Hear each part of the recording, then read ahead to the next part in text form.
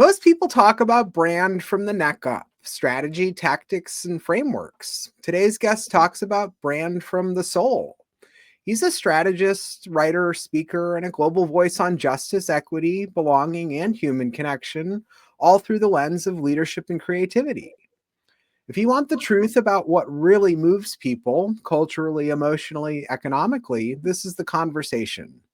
This is Alexander Michael Gittens.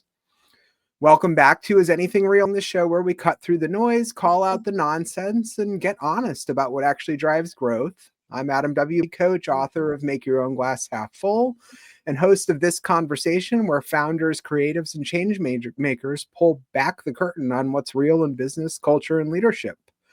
Today, I'm joined by someone whose work truly sits at the intersection of strategy, culture, and humanity.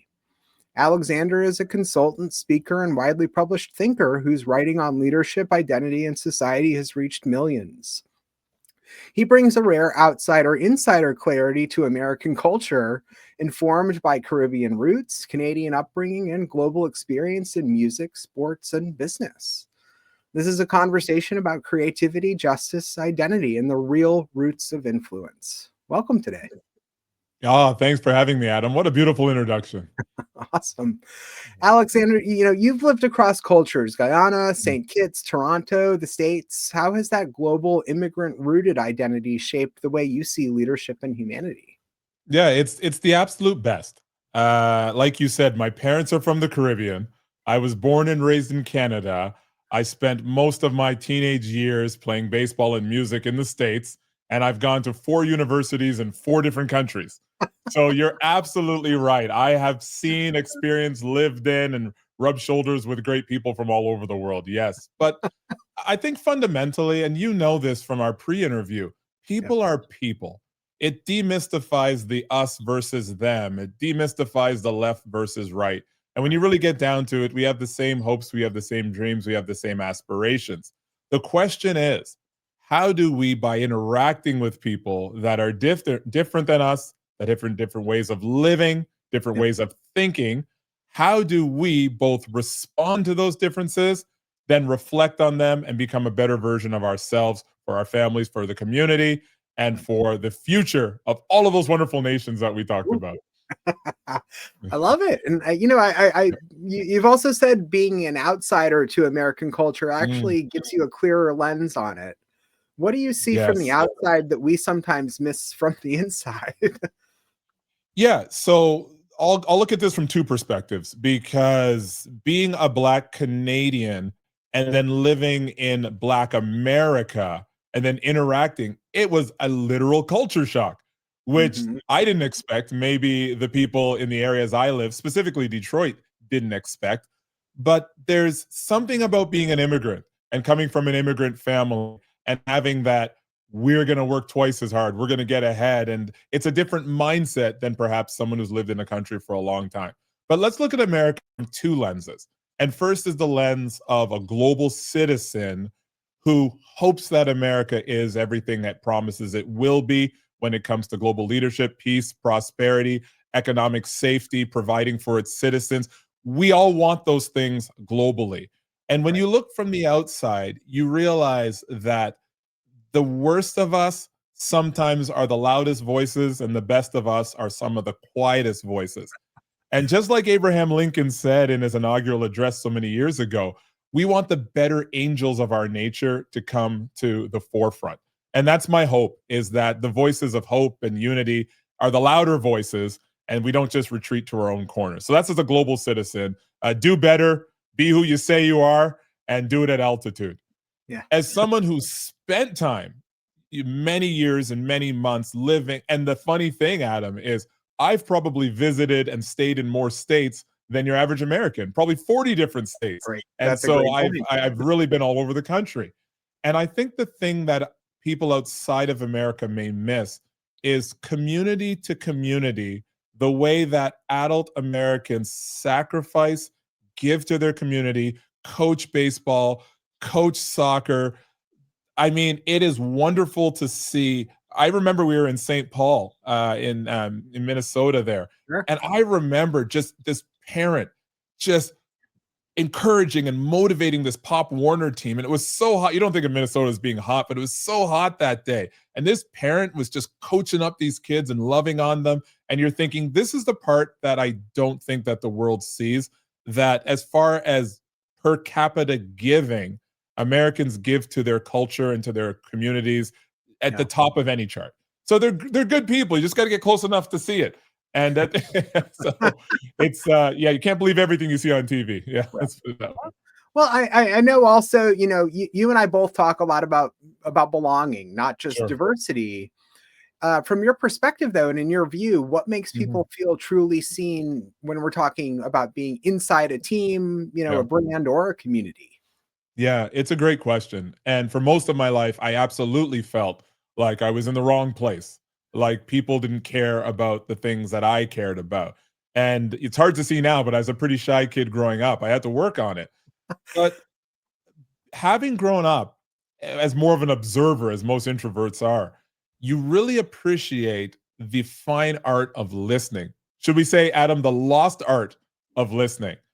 And when someone listens actively, for example, they ask a follow-up question or they repeat what you've said. I mean, you said it perfectly. Being seen, being acknowledged, and feeling like your voice matters. It always starts with listening, repeating what you heard, asking if you heard it right, and then listen some more.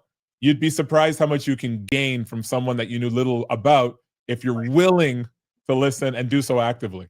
Right.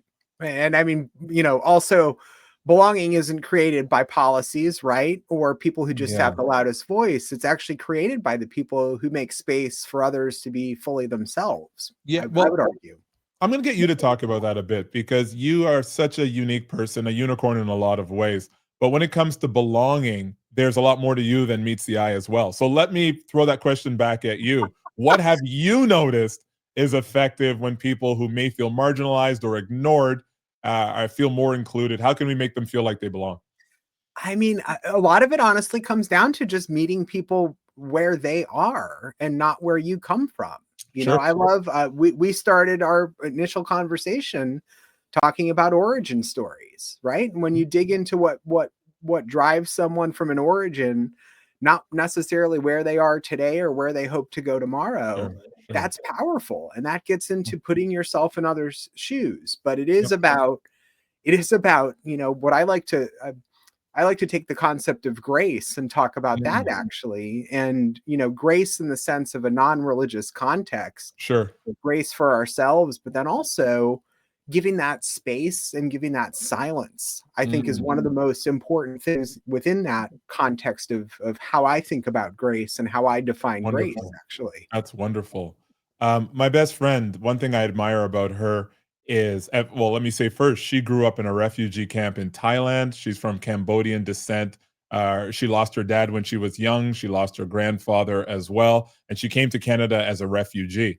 And one thing I've always admired about her, she truly emulates Walt Whitman's quote that says, "Be curious, not judgmental." I've seen her approach people who have visible medical ailments or have a style that may be a little bit, you know, avant-garde. And the way that she talks to them is with this pure curiosity. Hey, you know, where did you get that from? Oh, does it hurt when you do this? Or were you always that way? Did you grow up that way? Like, she's genuinely curious about what makes someone who they are. And I've seen people just light up when they speak to her because there's no judgment in her tone. It's just, let me learn a little bit more about this human. So, piggybacking on what you were saying, I couldn't have answered it better myself. Part of the reason why I understand American culture so intimately is because I billeted at these houses. I ate with them. I played with their kids. I taught them baseball. I performed music. I was actually in these communities with these people breaking bread. And there's nothing you can learn from observing someone over the television or over the internet that is nearly as revelatory as sitting down eating their food, talking about their culture in their environment. Yeah, it's a wonderful insight that you brought up there. Yeah. You know, you and I, well, clearly our listeners can tell we connected fast on justice and equity. kind of leveling up there, what do you see as the biggest barrier that leaders still struggle with when it comes to creating equitable spaces? And I'm not just talking about the leaders of, billion-dollar companies. I'm talking about the leaders amongst us in our communities and the small leaders that aren't even considered leaders themselves yet today. Yeah. I'm gonna wrap this in a compliment for you.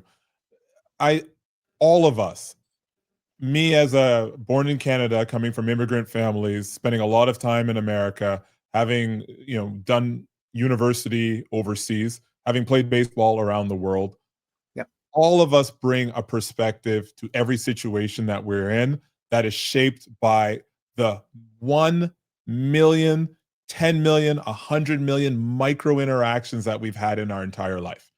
And when you grow up in a certain environment, no one tells you that this is good, this is bad explicitly all the time, but you are having an experience that shapes your worldview. Mm-hmm.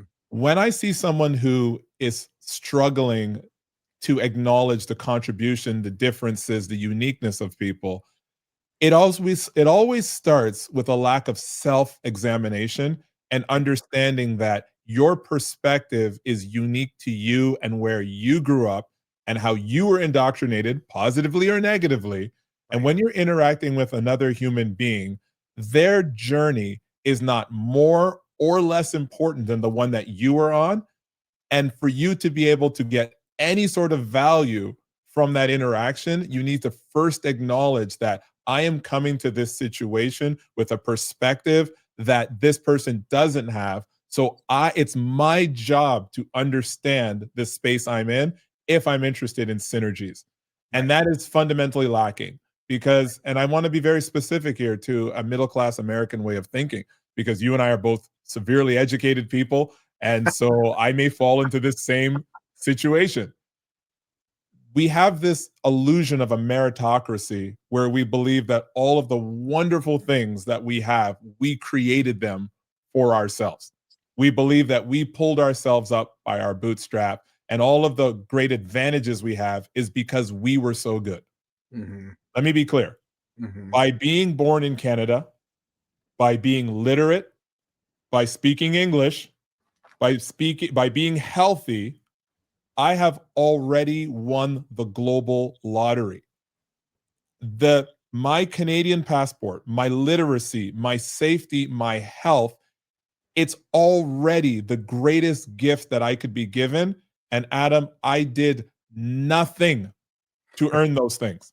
Right. So I can't look at someone in sub-Saharan Africa and say, pull yourself up. It is not just rude, but Right. you're rejecting the millions of people. We just passed Veterans Day here. The millions of people who sacrificed their lives, who didn't even sign up to be sacrificed, who put down the railroads, who put up the internet. We were given unearned blessings. And for Right. you to think that you created this for yourself, it's not just arrogant, it is rude and disrespectful to the people who actually sacrificed for where you are. Yes. So if you really want to understand and you really want perspective, then say, with these unearned blessings, how have I proven to the universe that I am worthy of these things I was given? How am I using my time and talent? Because there was a kid, I was born in 1978. Yep. There was a kid born on that same day in rural Russia, Yep. in Southeastern Asia, in Polynesia. What did I do right? What did they do wrong? So yeah, if you can't count your blessings, then Oh, so yeah. that gets into so much about, the definition of power, and not just power from an outward standpoint, but how we inward define the power that we have. And Sure. that's a deep understanding that and you've said this, that power isn't about volume, it's about presence. And 100%. leadership it's not who speaks the loudest, it's who listens the deepest and who spends that time to then reflect on that and hold a mirror up after Yep, doing that listening. absolutely. In its rawest, worst sense, power is simply influence. Mm-hmm. So if I have power, I can get someone to do something. Mm-hmm. And we can get into psychology where they talk about the different types of power, Right. coercive power, legitimate power, and all of that. But at Right. the end of the day, If you can get someone to do something, to feel something, to be something, to move something, then ask yourself, what is the net global impact of what I am actually trying to create by using that power? And if you don't do that, at a minimum, it's a missed opportunity. At a maximum, it's an abuse of power. Right, right. And I mean, you've also said that creativity is a moral act. It's not just a power act, Sure. and it's something that reflects who we are and who we want to become. Mm. What do you think that means in a broader world where we're obsessed with metrics and views and all those Yeah. kinds of things Yeah, across the culture? it's a great segue. I'll say it simply and then I'll jump into it a little bit deeper. Your number one competitive advantage in any space is the fact that you are you and there's no one else like you. So I don't care how well you separate yourself as a consultant or as a medical doctor or as a teacher. You being the truest, most impactful version of yourself is something that no one can duplicate. And we're so sensitive as humans. And it's a wonderful thing about us. We develop this way through evolution. We're so sensitive to hearing someone say something and saying, nah, that ain't really who they are. It's not even about the content of what they're saying. It's just like, I don't believe that that is who that person really is. Now, that's not an Mhm. absolute and perfect judgment, Yeah, but if you can be the best expression of your talents, your passions, your values, your character traits, and your behavior, and if you can do that with the express purpose of creating the biggest positive impact for yourself, the people you love, and the world around you, then you cannot be duplicated. You cannot be overtaken. The only question is, how consistently and what altitude will I do those things? So right. before you ever think of selling anything or offering anything, ask yourself, am I okay with my entire legacy being based on this output at this product, this service? And if you're okay with that, and you're saying this is all that I have, I've given it my all, then you're probably in a pretty good position to be successful. I mean, that's fantastic. Another thing we Mhm, we we connected on is the mhm. concept of allyship, right? And Yep. I think a lot of the world looks at it just as a label, but it Mhm. actually should be a practice from both of our perspectives. In your Sure. experience, what separates performative allyship from the actual real thing? And then for someone listening who wants to step up but doesn't know where to start, what's one action they could take today Yeah. or this week? Yeah, I'm gonna make a comment, then put this question back to you because I have to give my parents credit for this. I've been very fortunate. My parents are not business people. I took my MBAs in finance. My doctoral work is in strategy. But our family, we do not have one accountant. We don't have one real estate agent. We don't have one uh, engineer. We have preachers. We've got teachers, and we've got counselors. Hmm. So the one thing that my parents did really well is they surrounded me with good people. I've always had high character people around me, and I've just got, I don't even call it a sixth sense, Adam, because I just always attract high character people.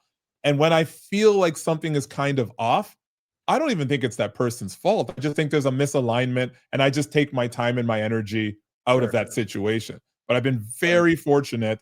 In dating, I punch above my weight. I don't know how, knock on wood. I've just been very, yeah, I know, huh? I know. I understand all my good characteristics are on the inside, Adam. I get it. But the point the point that I'm making is my parents kind of set that foundation of I'm used to being around great people. But when Right. I think of performative allyship, the one thing I think of is the inverse of that. So the worst punishment in the worst prison in the world is solitary confinement. That's the worst. All Yeah. this talk about being an independent man, an independent woman, that's no kind of brag to me because we are the most interdependent species that has ever existed. We don't run fast, we don't have great armor, we don't have great, like, we can't compete in nature. But when we get together, we can build something as beautiful as the New York skyline or the Toronto skyline where I am right now. But it's in working together that all of our advantages as humans are illustrated.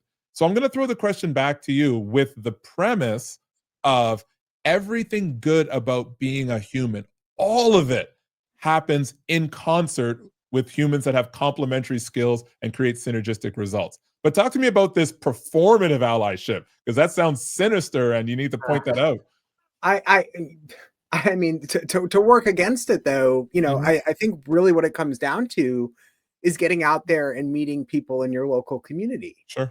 I think that's the simplest way, and getting outside of your comfort zone. One of the most powerful things that I've heard over the last couple of years is from someone here who runs a platform in Mhm. Boston that helps underrepresented founders Sure. find, you know, find investors who actually want to invest in those kinds of businesses. And you and I are both aligned. We know those businesses are the ones that are going to change the world and make it a better Of course. place. Of Big course. secret there. But, she talked about the most powerful thing that she ever experienced was in a negotiation class where she was told to go out on the street, bring up a completely nonsensical idea, Okay. and ask people if they would give her money or invest in it, Mhm. random people on the street. And it builds that Yeah. confidence of being able to say, I can take something that is completely impossible, Yes, yes, yes. but it's actually surprising. Strangers come back and will tell you, oh, I would invest in that. Or here's Mhm. a way you could actually make that happen. Or you're just crazy, but I love the fact that you're trying something that's a For little sure. bit crazy. But Sure. that's what I mean. Get out there and have conversations with people who are around you, and that's where you can start. You Yeah. can't do that. You and I met through these incredible digital tools that we Yes. have in front of us as well. And I hope sometime we can clink a couple glasses face to face and Indeed. Yeah. into this conversation. But that's where it starts. And there's ways that you can do it digitally, but it all starts at the community level. It starts at that one-to-one level. And I actually would Yeah. go back to a quote you said to me, where there's no such thing as a bad deal with the right person, Mhm. right? And that's an incredibly strong philosophy that I think our listeners can use as a guide Sure. to how they choose relationships, partnerships, platforms, etc. And going back to allyship though, Mhm. I look at allyship, it's not a stance, it's a series of choices, but it's Yeah. led by having those unique conversations and understanding those origin stories from the people around us. It's beautiful. I would sell it to a more selfish person as an opportunity Right. I because naturally look at it as an opportunity. That's why I yeah. don't sell it like that, right? I gotta sell this thing though, right? I mean, I gotta sell it to the other side, right? Nothing more American than us and them, right? I gotta sell it Right. to the other side, Adam, right? We can't just work together. I gotta get them on my side, okay? So I'm being tongue in cheek. I hope that's coming across. I'm not a Yeah, yeah. sarcastic person, so I have to reach a bit. I have to reach a bit to make that happen. I But if mean, I was talking to I someone, love a good, kumbaya moment there, but those aren't the ones that change the world. right, right. So if I had to sell the idea of allyship, first of all, I'd change the name, of course, that wouldn't work.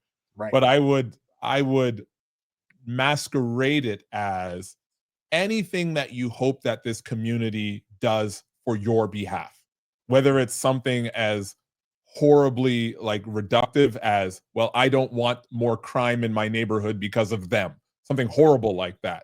Right. The best way to achieve that is for you to understand the inner workings of why they do what they do, how they do what they do. And I guarantee you, the motive that you went in with will be completely avalanched under the findings that you come away with. And you'll realize people are people.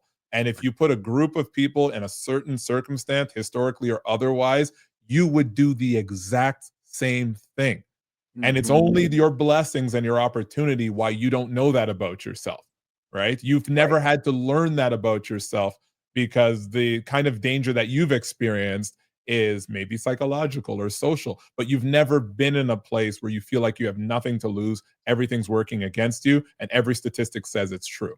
So Mhm. again, it just comes back to that fictional meritocracy, quite literally, Yeah. and the entitlement. But yeah, so if you want to truly vanquish your enemy, then I would say get to know them. Get to I know them. Yeah. Instead of allyship, it's togethership. That's what I would call Yeah. it, right? Yeah, That's maybe even that's where the I would wrong differentiate. branding. It has to be like covert something. Like you have to dress it up. We got to sell it. You know? Yeah, you're not the one to come up with this. No. You're too Well, pure of a human being to come up with the branding. Just like any of these things in the world, though, you can't do them alone, right? That's Sure. where let's put that on a whiteboard. Let's ask our listeners to send in what they think might be the word that could take it to that next level. And Yeah, let's workshop this, right? Because the more brilliant people are watching this than on it. So let's. But one thing I would say as well when it comes to this idea, it's what are you really trying to achieve with your life? Like, what are you really trying to achieve? And if you say, hey, look, I want to be someone who's known as being honest. You can look them in the eye and you can get the truth from them. I want to be someone who's known as a good friend, a good citizen. I want to be known as someone who's fair and, easy to deal with and quick to apologize. And like you build those in the way that you interact with the world, your environment, and other people. So let's reduce this big legacy phenomena to moment by moment and ask yourself in these micro interactions, we can call them scenes of your life. Sure thing. I walk into a Home Depot. This is a scene in your life. Someone needs help reaching for something. The line is taking too long. These are all micro moments of which the compound interest is your legacy. So if you're not okay with an individual moment representing everything you want to be, then you got to correct that. You're heading in the wrong direction. That's great. I've one last question here that I think lands us in a good spot. Alexander, this should be a fun one to get into. What's a misconception people have about Canada that always makes you laugh? You mean Americans have about Canada? That's the worst. Okay, so full disclosure, this is one thing I want to say to people who haven't lived or stayed in America. When you say America as a monolith, you don't understand the country. Because I'm telling you, if you look at a state like Indiana, the Lake Michigan part of Indiana compared to like Linton, Indiana, and down south, those are two completely different areas. If you look at a state like Pennsylvania, the east part, like the Philadelphia part, that's East Coast. When you get to Pittsburgh, that's the Midwest, and everything in between in Pennsylvania is the most interesting.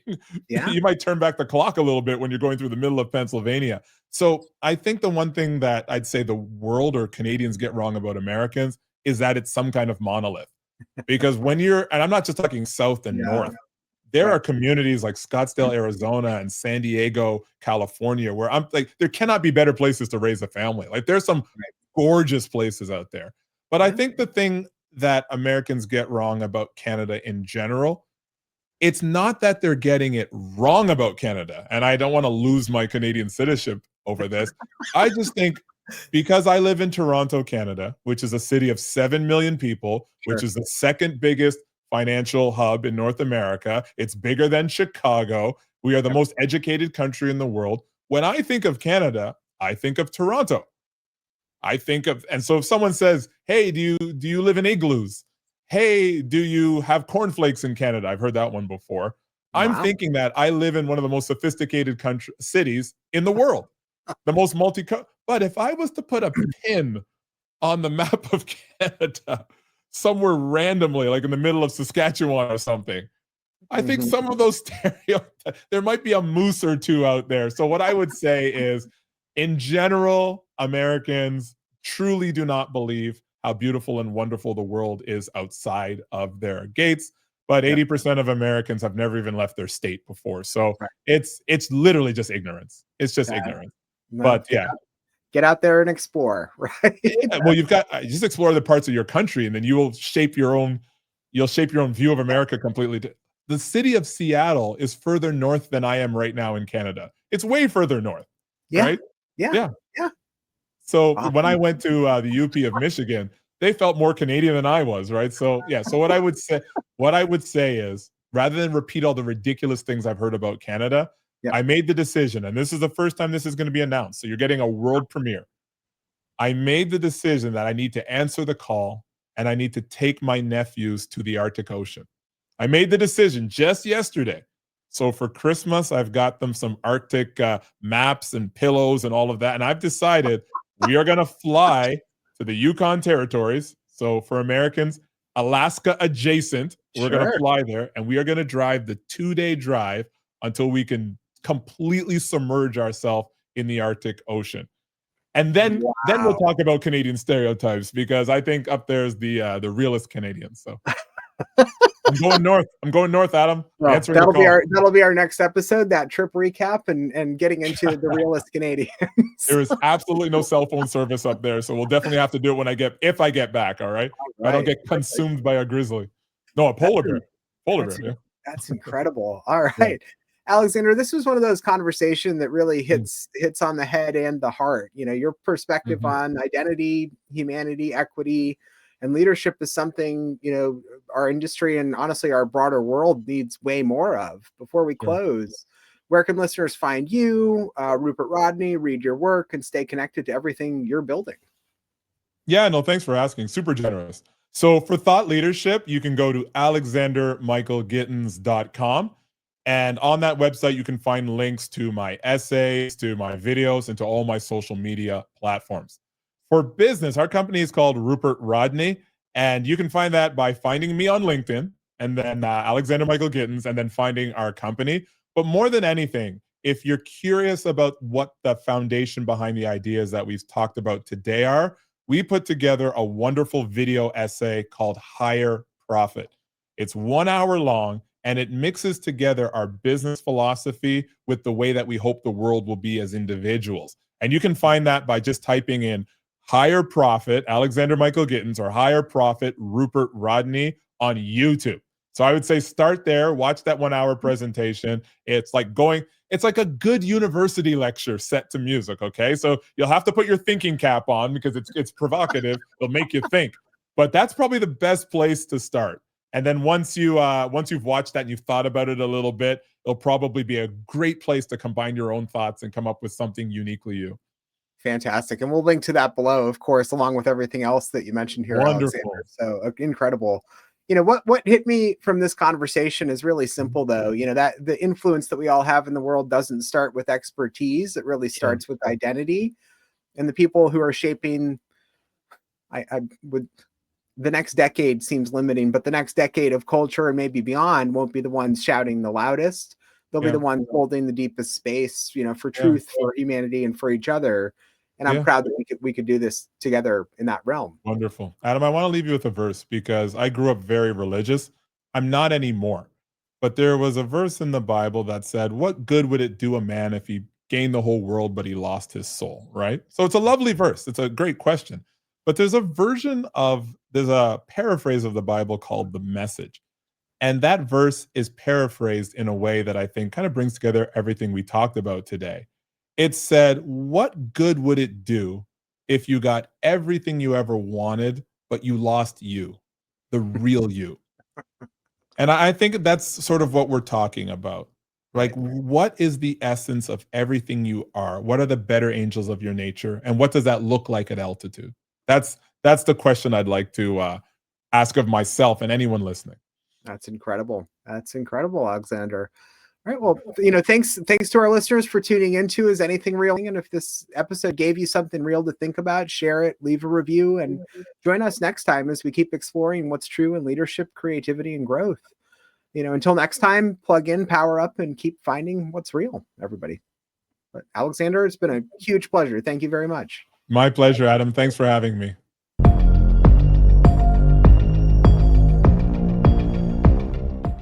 If this episode of Is Anything Real resonated, you're probably at a moment where the old playbook isn't holding anymore. I work with transitioning founders and executives to install operating rhythms that hold under pressure.